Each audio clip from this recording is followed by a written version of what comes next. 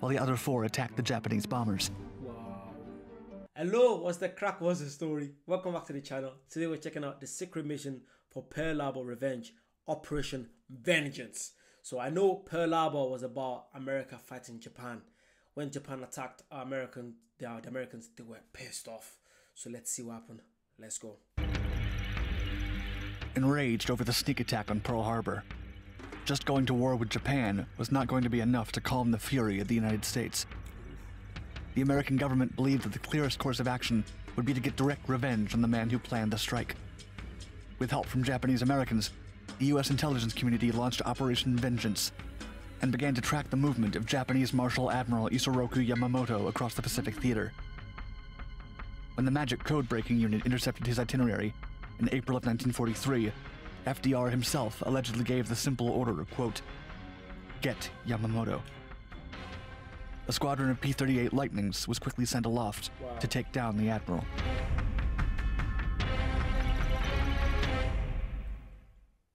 Let's go.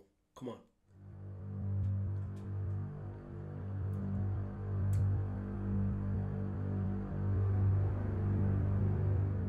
Isoroku Yamamoto was one of the most notable leaders of the Japanese Empire, and he's credited with planning and executing the attack on Pearl Harbor, a preemptive strike against a neutral country that was judged a war crime at the Tokyo trials once the war was over.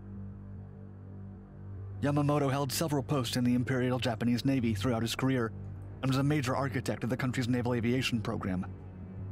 He served as commander-in-chief at the beginning of the Pacific War and was in charge of several key battles during World War II. Okay. Interestingly, Yamamoto was not only highly educated, intelligent, and successful in his activities, but he also had a deep understanding of the United States. He'd studied at Harvard and was familiar with everyday American life and the country's military prowess. Perhaps He actually studied at Harvard, so he knows, wow, he knows a lot about the Americans then. This is good, this is good. I got my hot chocolate, let's go. that awareness of American capabilities was part of why he opposed engaging in a military conflict with the United States and the Allies at large. He's known to have stated, quote, "In the first 6 to 12 months of a war with the United States and Great Britain, I will run wild and win victory upon victory. But then, if the war continues after that, I have no expectation of success." While he personally felt that Japan had taken the losing side in the long run, Yamamoto was loyal to the Japanese cause and served his country as best he could. For this and his overall performance serving Japan, he was highly celebrated and beloved by the Japanese. In understandably stark contrast, in 1943 he was one of the most hated people in the United States, with civilians and politicians thinking of him as a treacherous character who had stabbed America in the back while it attempted to remain neutral and peaceful. While the characterization of the Japanese leader was not completely incorrect, as he committed a war crime for his country, it wasn't totally accurate. Since the United States was expected to support the Western European effort at some point based on its ongoing passive interference. That same year, the United States captured Guadalcanal, putting the Japanese in deep trouble and prompting Yamamoto to visit naval air units to assess the damage. Okay.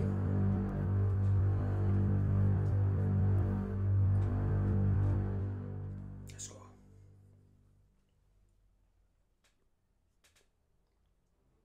The Japanese acted as they normally did and sent a coded message on April 13th of 1943 to the commands in Guadalcanal to let them know the admiral's itinerary, as well as details about transport and exports.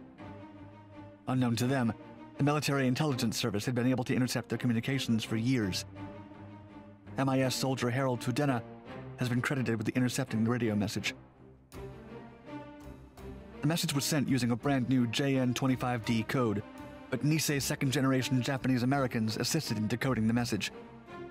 Those Nisei employed by the MIS were often involved in extracting information from documents and captured individuals in the effort against Japan. Additionally, linguists in Alaska and Hawaii also interpreted intercepted messages that confirmed the accuracy of the information. Wow. The MIS was able to surmise that Yamamoto would be traveling in a straight route from Rabaul to the Balale airfield, a distance of 315 miles, which allowed them to theorize more or less where he would be during each minute of the flight. In order for the attack to go as planned, they would need the Japanese pilots to act reliably, with no delays or changes to the itinerary. The U.S. commander in the Pacific, Admiral Chester Nimitz, approved an operation put forth by 339th Squadron Commander Major John W. Mitchell, who estimated that the Japanese naval leader could be intercepted before landing at Balalai at exactly 9:35 a.m. Woo. One main consideration for Operation Vengeance was which type of aircraft to use for the attack. Certain fighter aircraft like the F-4F Wildcat did not have the range needed to reach the aircraft flying over Bougainville, which was 400 miles away from the American airbase in Guadalcanal. The only American aircraft considered to have the necessary range and qualities to be used for the mission was the Air Force's Lockheed P-38G Lightning. Yet the plane had aspects that complicated the operation. To avoid detection, the pilots would need to fly at least 50 miles away from the shore, dead reckoning at an altitude of 50 feet or less. Furthermore, the Lightnings lacked an AWACS radar aircraft or land-based radar to get the pilots to the target. Not much external guidance support could be added without risking attack by the Japanese forces stationed in the area. To navigate with the required precision, the Lightnings were equipped with Navy compasses at the request of Mitchell himself.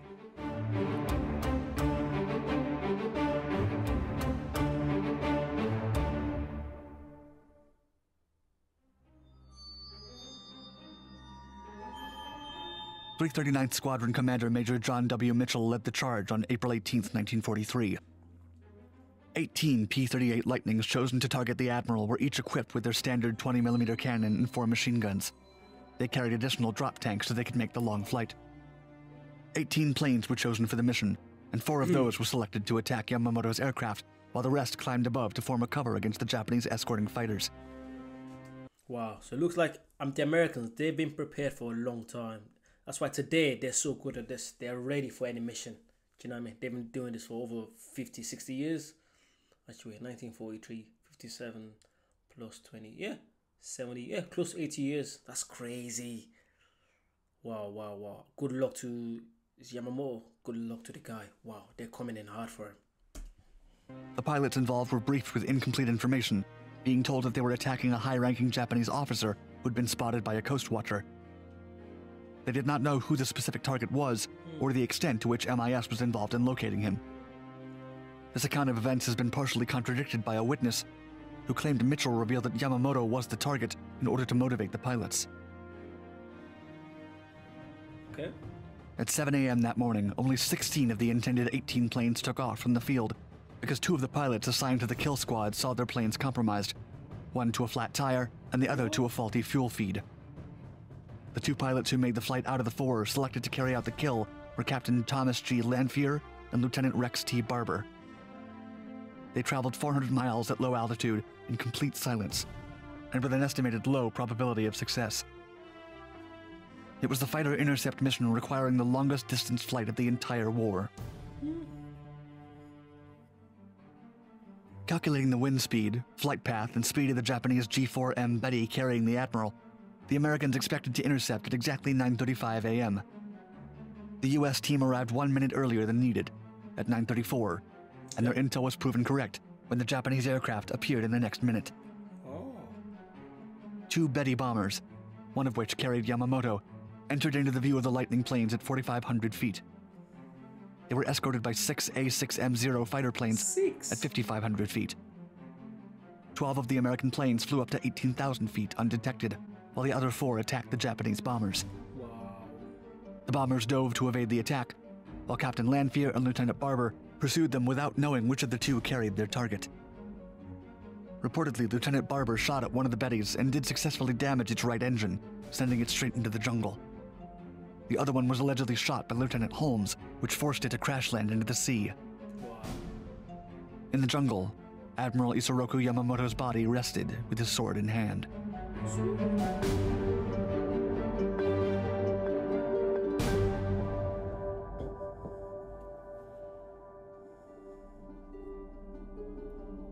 Yamamoto was retrieved the following morning. It was ruled that he had passed before the crash. His cremated remains were sent back to Tokyo on the IJN Musashi. Minechi Koga stepped in as commander-in-chief and was soon changed for Soemu Toyota. Neither was able to command as effectively as Yamamoto had done. On a strategic level, the United States had acted effectively. The trip to Guadalcanal, which the Japanese administration had hoped would boost morale, was a devastating blow. The fall of Yamamoto was kept as a secret from the Japanese public for a month. In Japan, the aerial battle would be called the Navy-Ko incident. Admiral Ugaki, who survived the ocean crash of the Oto Betty accompanying Yamamoto's plane, recovered to direct some of the largest kamikaze attacks against the US in the end stages of the Pacific War. When Japan surrendered in 1945, he reportedly boarded a Yokosuka D-4Y with the intention of never returning. 2 of his subordinates got on the plane with him in an attempt to dissuade him. None of them were ever seen again, and no US records have been linked to his disappearance. Wow.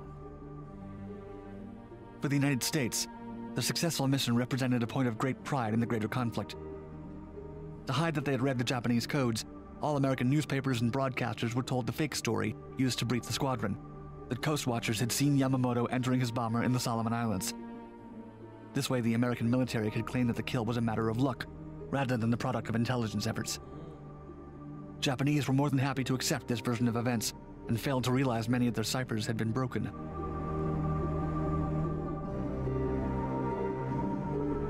Interesting.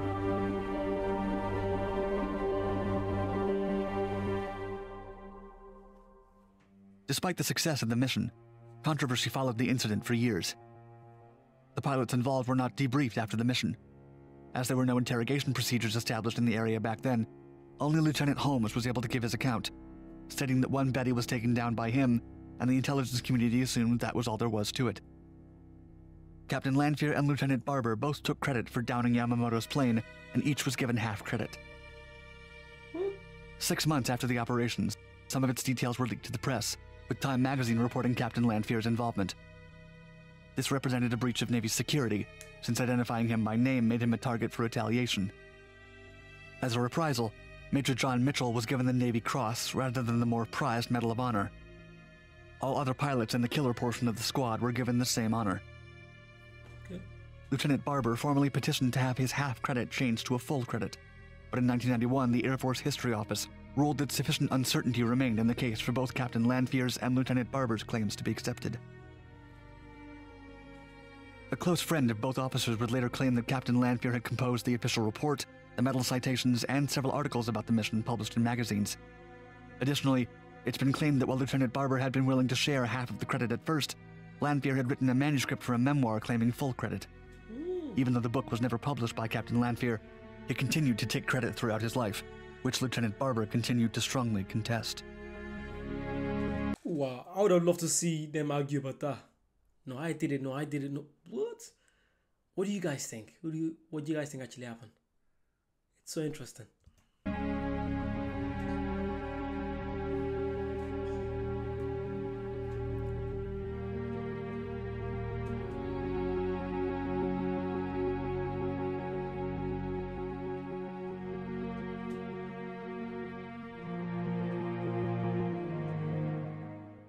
Wow, that was very, very good. I didn't know what to expect.